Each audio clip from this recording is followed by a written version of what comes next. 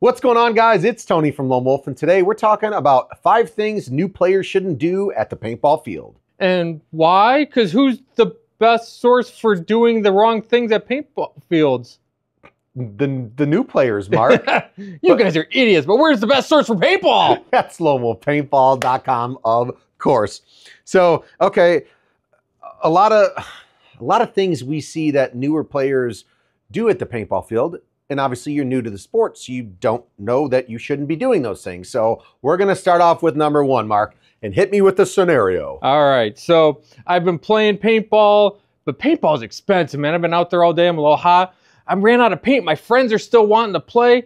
I'm going to start picking up some of the unused paint off the ground. I just wipe it off real quick, just roll it in the grass, get some of that dirt off, and just load it right in my hopper. Nobody will even know, because so many people just dump their paint. So we're not picking paintballs up off the ground. They gather dirt, they gather debris, they gather moisture, and guess what? If you have something like an electronic loader, which obviously the guys that have those, more experience, they probably know not to do that. We know paint's expensive, but newer players are out there, maybe they got either their new gun or they're using the field's rental gun.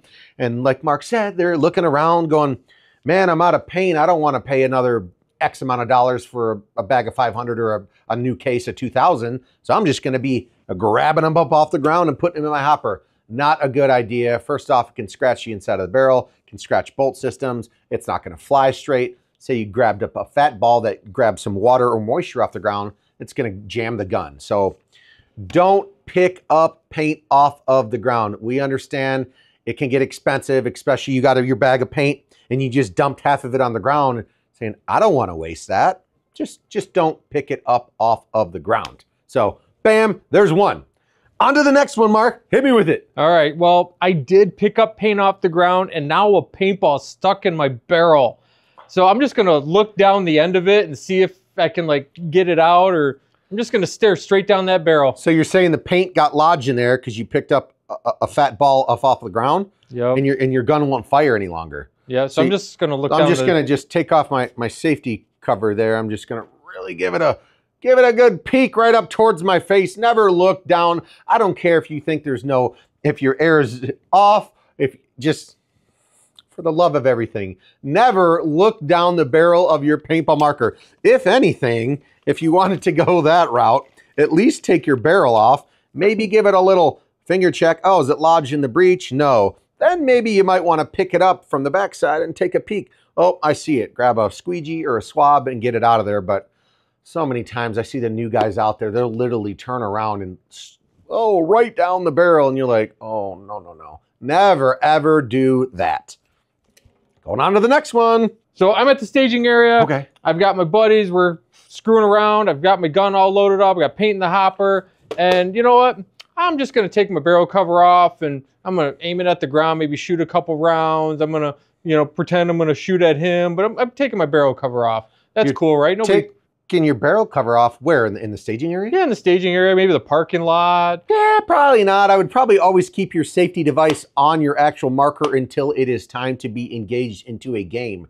So many times you hear referees at your local fields going, hey, player, please keep your barrel cover on. Because everyone wants to get all willy-nilly out there and take off their safety device and either be popping it or shooting it in areas they shouldn't be. If you guys aren't on the field with everyone with their goggles on, you guys need to keep the safety device on there. So please, for the love of everything, until a referee says, okay, we're ready to play, game's going to start in 5, then you can take your cover off. But we see it so many times, guys. Keep the barrel cover on, please, anytime you're not actively involved into a game. All right.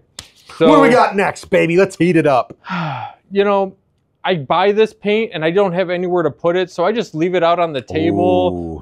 Sometimes I just have the bags laying out. Sometimes I leave it in the pods and they're sitting on the table. What could go wrong? So you're saying leave your paint in the sun?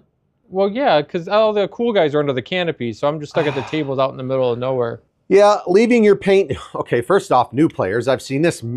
2 scenarios here. Leaving your paint in the sun, the ball's going to swell up and you're going to have nothing but problems inside of your hopper or jamming either in the breech or in your barrel. So if you leave your paint out in the sun, it gets compromised. It's going to swell up and get fat on you. Not going to feed right. the shell gets soft from the heat and it'll start to warp and be a little disformed. It's not round anymore. 100%. And second off, I see a lot of the guys out there, and you should be trusting people at your local field, but if you're new, you're just leaving your bag of paint or your case of paint up on the table. Sometimes other parties nearby or newer players will come on by and swipe it. Keep your paint either in a cooler or down below, somewhere out of the sun and in somewhere that someone's not going to come by and just swipe it off the table, and then they're going to up front to wherever you registered saying, well, I had 1,000 rounds and now it's gone. Don't leave it out for people to see, and most importantly, the sun stuff. I mean, it's going to get fat and it's not going to shoot well, and you're going to have a bad time. Boo. So simple as that. Yeah, boo. Sad face, boo. All right, last one for this video. So I'm a new player. I've got that 3K tank sitting over there on the table, right? 'Cause that's what I could afford to get going. I already know where this one's going. Right? And I keep watching all these guys with bigger tanks, and I'm like, fancy. Well, my gauge goes it says it's their 3,000 tank, but my gauge goes way past 3,000. I'm just going to fill it till it hits as high as it can possibly fill. Like, why would I not use the full capacity of my tank? So a tank like on this, I have this on this beautiful GOR5 here. This is a 4,500 PSI tank.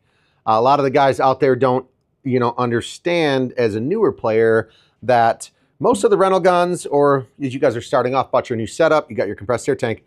This is a 48 3000. So 48 as in cubic inches, 3,000 as in the maximum PSI this tank can hold. I've seen so many times the guys will go up to a 4,500 fill station and just want to crank this gauge all the way up to as far as it can go. Well, it says, the gauge goes to 5, so let's put a full fill in it. It's a 3,000 PSI tank, so be mindful of, are you rocking a 4,500 or are you rocking a 3,000 PSI tank?